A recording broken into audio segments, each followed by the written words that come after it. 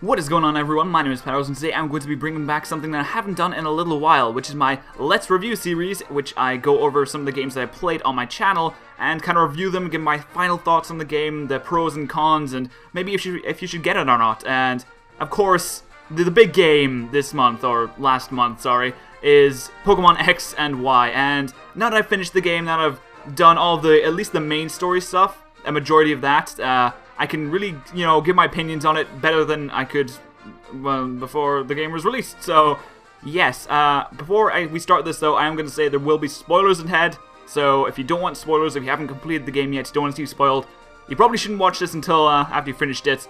But that's about it, so we're going to get a move on. Let's start the review of Pokémon X and Y. Okay, so to start things off, we're going to go over what people may say is the most important part of Pokémon X and Y, and some people may argue that it's the least important part, which is the graphics. The graphics of the game. Now, Pokémon has finally made its big leap into 3D worlds, 3D models, everything is 3D and amazing looking. What? Coliseum? XD Guild Doctor?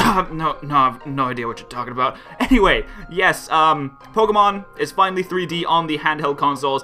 Many people were saying, oh, it's finally made the big leap, but, there were games in 3D before. It's like Pokemon fucking Snap and stuff like that. That was 3D back in the day, but, yes, in the handheld consoles, it's finally happened. They finally decided to just go for it on the 3DS because, more powerful, things like that, and they have done a really great job with it. The overworld looks amazing. It's just awesome. The battles, the 3D models, they look amazing. I can't really think of many that look really bad apart from Stunfisk. That thing looks shitty as hell, just because it's basically 2D. It's just flat as hell. But yes, the graphics are great. They have done such a good job on the cutscenes. The more powerful console allows them to go into a greater depth in the cutscenes, allows them to do more with the engine and all that great stuff. So I am very happy with what they've done with the graphics. It's perhaps not as smooth as I was like. It has some very jagged edges at places. But really, that's all I can say about the graphics. I think that it's good that they finally did make the leap on the handheld consoles instead of just leaving it kind of 2D-ish. Maybe 2.5D if you could call that. But I'm glad they did that, and they've done a really good job with it. So congratulations to the designers, the artists, whoever made the overworld and the models and all that for Pokemon X and Y. You've done a really great job, and I can't wait to see what you do next. So, yeah. So now we're going to talk about the gameplay, the mechanics, the battles, how they feel, how they play out, and how it compares to, the other Pokemon games. So now, of course, we have the 3D models, everything is 3D, but how does that impact the battle as well? From what I've seen, it doesn't really make it feel slower like I thought it would. Originally, I thought it would make the battles feel a lot slower, it would take longer, but I can't really say for 100% sure that has happened. It seems to be as fluid as it usually is, and they've done such a good job with the models. It just looks amazing. The animations for the moves are all top-notch, let me just say that. But, however, there do seem to be some kind of frame rate issues, especially in Horde battles and things where there's a lot of Pokemon on screen at once. There are some frame rate issues, which is sad because it does kind of detract from the experience a bit, but, it's just minor. It's a very minor niggle that I seem to have there. The difficulty of the battles, now this is a very important part. A lot of people have been saying that this is way too easy, like, oh, Pokemon X and Y, they've made it so easy, what have they done, why have they done this, oh, it's so easily, but yes, if you have the EXP all on at all times, if you use Pokemon Me to gain max affection, then yes, it will be too easy. That is pretty much what they're there for. I have a feeling that the experience all was more put in for the younger players, the ones who, they might not want to train up a full team. Because I know when I was young, I only used to train up my fucking Charizard, my Blastoise, my starter Pokemon, and then that was it. However, with the EXP All, that gives you an option to, say, use your favorite Pokemon all the time, but of course, you could have those other Pokemon on the back burner that are getting leveled up as you go. So, that's why I think they put it in there, that's why I think they made it like that. And Pokemon Me, of course, is just a way for you to bond with your Pokemon. When you bond, it makes more sense that it would get buffs and things like that, so I do think it is really overpowered. However, I can't really complain about it. That's just what I think. Of course, the new Fairy type is going to bring a whole new dimension to how the game is played and things like that, just like Steel and Dark did back in Generation 2. So that's cool. Dragons have seemed to have gotten a nerf there, while Poison types, Steel types are more effective in the attacking sector, whereas in the past they weren't so good. So that's pretty cool. The mechanics of the game, the new mechanics have been introduced. make things so much easier. And by that I mean the super training. It is a much more simplified, easier to understand way to EV train your Pokemon, and I'm really glad they added something like that, because I have tried EV training in the past, but I wasn't really all that into it. Usually for all my competitive stuff, I just went on a Pokemon Showdown and things like that. So I'm glad they added a more simple way of EV training your Pokemon to make sure you get the best out of them, to make sure you know exactly what you're doing, where your points are going, and how to, you know, make the whole thing function. Pokemon Ami is, of course, like I said before, a way to bond with your Pokemon, and it does make them kind of overpowered. You do get to play games with them, which is cool. It's a nice sort of break from all the battling, catching Pokemon, running around, getting gym badges and all that stuff. It's just kind of like a nice break you can take to just, you know, sit down and play around with your Pokemon. So that is actually very nice. It's cool that they put that in, and it's cool that they have that as a special evolution method for the new Evolution Sylveon. And the roller skates, of course, they added those on the circle pad. Instead of running around, you have roller skates now. You do also have the option to run around normally, so that's fine. You know, you can choose to go on roller skates or run. And of course, we also have the good old bike to ride around on at all times, after you get it, of course, and make sure you're not in a cave or in a house, or maybe not at all times. But yes, and possibly the biggest change they made to the mechanics and the battles is the Mega Evolutions. Now, I can't have a review about Pokemon X and Y without including Mega Evolutions. They are ridiculously strong. Let me just say that. They are ridiculously strong, but like some people have been saying, they are not invincible. Okay, to get a Mega Evolution, you need to have the Mega Ring, the Mega Stone, obviously. You also have to give up your item slot, and you can also have one per team.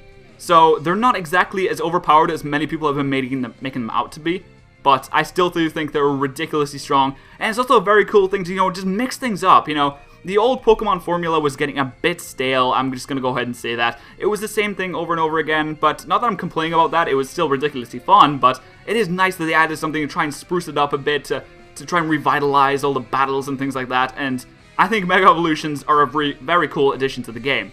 So that is it for the gameplay and the mechanics. There's so much more I could say about this, but I don't want this to drag on too long. And we're going to move on to the next thing very important to the Pokemon games, which is the Pokedex.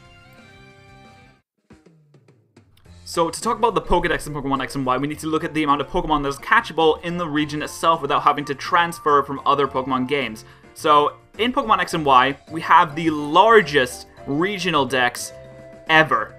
We have over 450 Pokemon available for capture in Pokemon X and Y, just in the game, without having to transfer. Now that is incredible.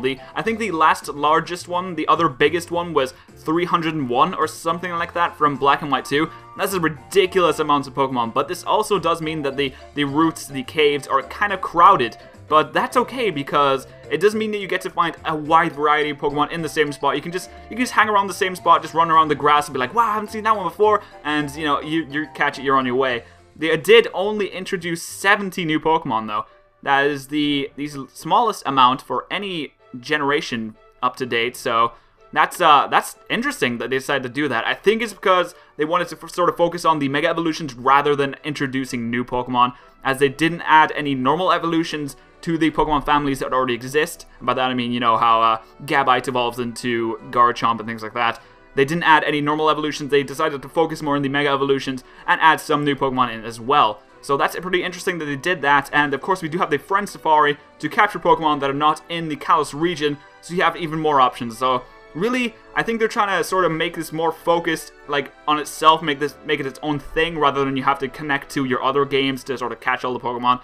And it's cool that they're doing that. It does save some time for people who don't have the other games, don't have anything that could help them transfer the Pokemon up, and things like that. They are going to have the Pokemon Bank, however, that lets you store a lot of Pokemon onto one sort of server. You do have to pay $5, £5, 5 currency a year, but that's like nothing. That's like pocket change, like, come on. But yes, it's very cool they're doing that. It's a shame you have to pay for it, but you know, it's like nothing. And they have added so many new Pokemon. Well, not as many as other generations, but it's still very cool that they're focusing on sort of older Pokemon, trying to revitalize them a little bit, rather than just pushing so many new Pokemon that they did in Generation 5 and things like that. They had so many new ones, I was just like, I don't really care about these guys, sorry. And, you know, if I wanted to just use my old Pokemon, I can do that. I have the option to do that. So it's very nice they did that. Thank you, Game Freak, for allowing me to just do whatever I want with my game. And thank you for not forcing the new generation Pokemon on me. Now, this wouldn't be a Pokemon game if it didn't have a great soundtrack, and that is exactly what Pokemon X and Y has. I may not be some kind of musical connoisseur, I may not know everything about every little detail in the songs and the music in the game, but I can go ahead and tell you that it does hold up the standards that other Pokemon games have set. While some of the signature songs, like the Gym Leader song, the music may not be quite what we expected, it is still amazing. It's I can see they try and went in a sort of different direction with a more JRPG kind of thing rather than just sort of confined to Pokemon, and that is very cool. I do have a few of them that I don't really like all that much, but it seems like the majority of them are really good. The majority of them have kept up the standards, and I don't really know what else to say about soundtracks, just because I do like it. I mean, that's all I can say. If I like it, then that's cool. There are some that I don't like, but the majority are pretty good. I enjoy them, and I'm glad that they didn't fuck it up anyway. Alright, so Pokemon games aren't really known for their story, and I think Generation 5 had one of the best stories so far, including the main Pokemon games. Things like Mystery Dungeon have better stories and more focus is put into it there, but of course the main focus in the normal Pokemon games is gather the gym badges, train your team up, catch them all, and just have fun doing that. So, in Generation 6, did they keep up the masterful storytelling we saw in Generation 5? Well, not really. The evil team is kind of bland, there's not much depth there. It's your usual, we want to destroy the world kind of thing, even though it's a little darker this time, as we'll go into more detail later. But it's kind of a generic story. There's not much depth put onto the evil team. I can't really say I enjoyed doing it that much. It seemed just like, go here, stop them, go there, stop them, do this, do that, things like that. It's kind of repetitive how you just go into their evil plans and like, yeah, I'm beating you. But of course, that's what we expect from Pokemon games now. I can't really complain about that. So don't yell about me for saying that. That is what we expect from Pokemon games, and they haven't really deviated much there. So it seems like they put more effort in sort of the graphics, how the game plays, than the actual storyline, which is completely fine, in my opinion. You know, you improve a little bit at a time, and eventually we'll get something really amazing. But for now, the story is what's lacking here, and yeah.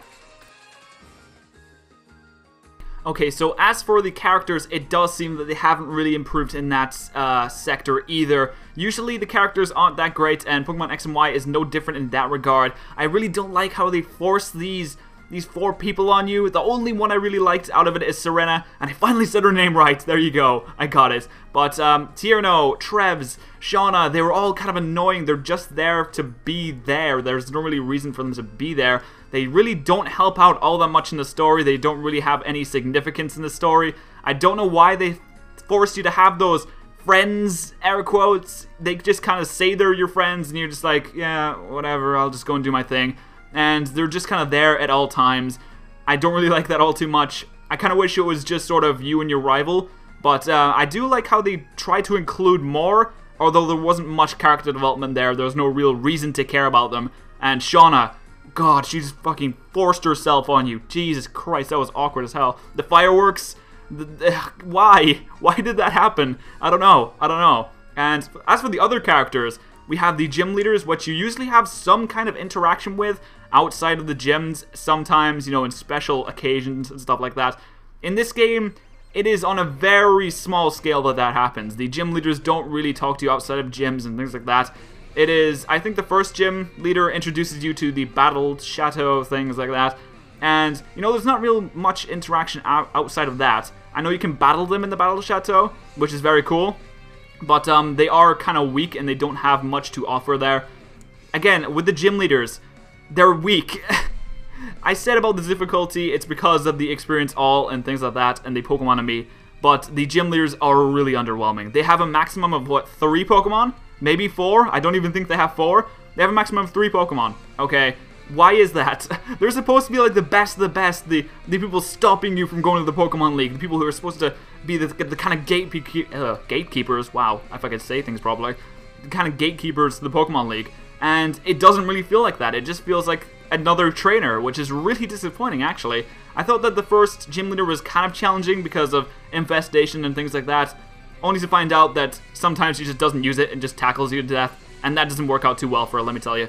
So it kind of sucks that they made the gym leaders so incredibly weak, and the champion, right, the Elite Four and the champion, once again, they're supposed to be these big characters, big influence on the region, and they don't do anything either, okay? You have maybe one time to talk to one of them before you actually battle them, and while that may be the same with other Elite Fours, I'm not gonna say it isn't because it probably is. It kind of sucks. Like, I can't complain. Well, I can complain about it. I can't complain about it because it's been present in so many of the games, and I don't know why they don't change that.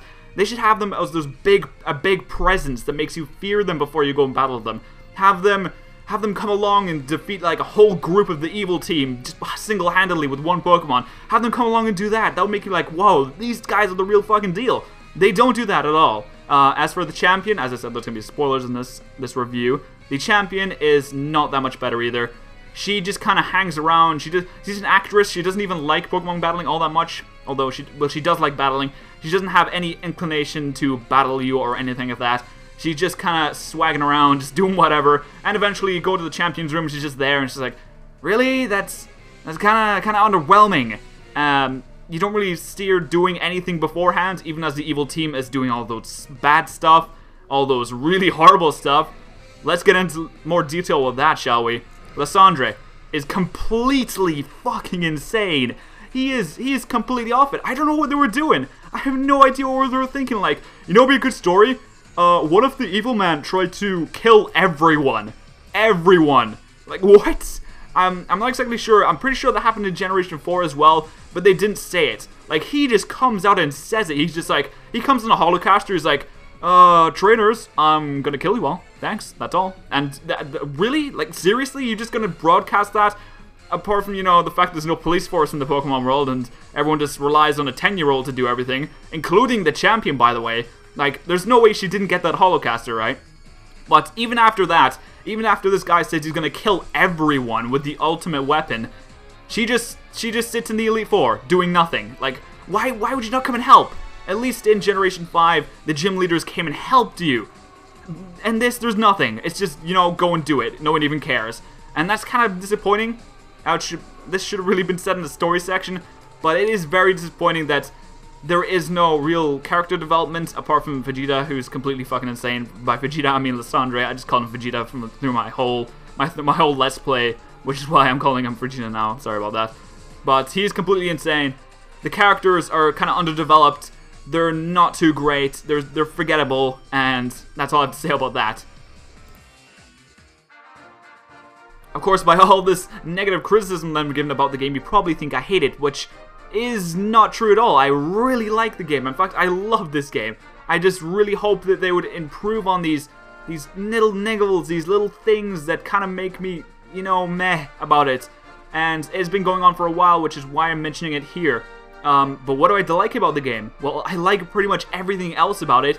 I like the overworld, I like the 3D-ness, I like that you can customize, I like the PSS system that makes it so easy to connect with people around the world. The Wonder Trade system, which you probably would only get scatterbugs from. Everything else is just really good, and they've just got those little things to figure out, just those little things to fix, and it would probably be the greatest Pokemon game ever. So they've made the leap to 3D, now there's time to make the leap to better storytelling, shall we? Okay, so I think it's about time that I gave my final verdict on the game. So a lot of, you know, review places give number scores out of 10, out of 100, out of 5. I'm going to do mine out of 10 today, because I might as well give a score, just so you guys know exactly what I think about it. I'm going to give Pokemon X and Y an 8 out of 10. Now, for me, that's incredible. Usually an 8 out of 10 would be like, it's good, but it's not great. For me, an 8 out of 10 is like, it's amazing. It just has those little things it needs to improve. So, I'm going to thank you all very much for watching my review. I hope you enjoyed it, and I will see you guys next time.